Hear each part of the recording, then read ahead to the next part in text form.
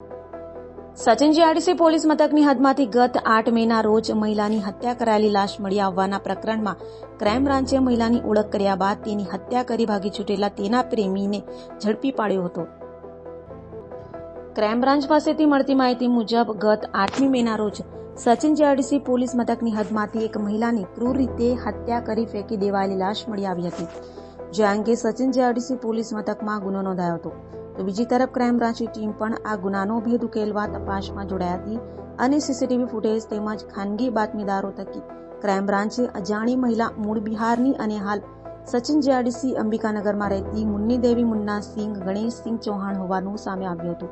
તો તપાસ કરતા મહિલા એક યુવાન સાથે મોપેડ પર બેસી જતી જોવા મળી હોય, જે દિશામાં તપાસ હાથ ધરી મૂળ બિહારનો અને હાલ પાંડેસરા નાગસેન નગર ખાતે રહેતા અરમાન છોટેબાબુ હસીમને ઝડપી પાડ્યો હતો અને તેની પૂછપરછ કરતા આરોપીઓએ કબૂલાત કરી હતી કે તે અપરિણીત હોય અને મૃતક પરિણીત હોય। તેઓ વચ્ચે પ્રેમ સંબંધ બંધાતા બંને જણાએ અલગ ભાડેથી રૂમ રાખી રહેતા હતા। જોકે મૃતક મુન્ની દેવી પ્રેમી પર અવારનવાર શક વહેમ કરતી હોય અને ઝઘડાઓ થતા હોય, જેથી કંટાળી તેનો કાશળ કાઢી નાખી Sachin GIDC Rameshwar colony colour tax પાસે ઝાડી ઝાકરાવાળા રોડ પર એકાંતમાં મળવા લઈ જઈ લોખંડના સળિયા વડે માથાના પાછળના ભાગે તથા માથાના આગળના ભાગે માર મારી હત્યા કરી ભાગી છૂટ્યો હતો। તો હત્યા કર્યા બાદ પોતે પોતાના વતન બિહાર અને નેપાળ ભાગતો ફરતો હોવાની કબૂલાત કરી હતી।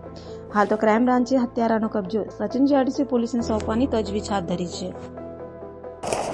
8 मई को सचिन जीआईडीसी पुलिस स्टेशन विस्तार में एक अनआइडेंटिफाइड लेडीज़ की डेड बॉडी मिली थी और उसको प्राइमरी सर पे इंजरी होने से उसकी डेथ हुई ऐसा लग रहा था। पीएम रिपोर्ट में भी सर पे इंजरी की वजह से मौत होने की रिपोर्ट मिला था, जिस वजह पे मर्डर का ऑफेंस रजिस्टर किया गया था।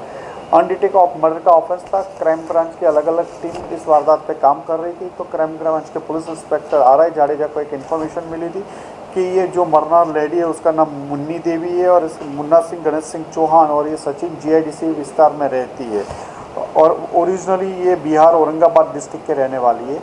और इसके एक लड़का था जो अरमान छोटे बाबू हाशमी के साथ रिलेशनशिप में थी और उसने इसका मर्डर करके चला गया हुआ है। तपास करने पर अरमान यहाँ से मर्डर करने के बाद नेपाल भाग गया था। नेपाल से वापस रक्सौल आया। रक्सौल से क्राइम की ब्रांच की टीम ने एक ट्रैप करके उसको पकड़ा गया है और इसकी पूछताछ अभी चल रही है। ये दोनों 2 साल से रिलेशनशिप में थे। जो मरनार थी मुन्नी देवी, उसको अरमान पे शक था कि किसी और लेडी के साथ इसके रिलेशनशिप में, इस वजह से दोनों के बीच में झगड़ा होता था।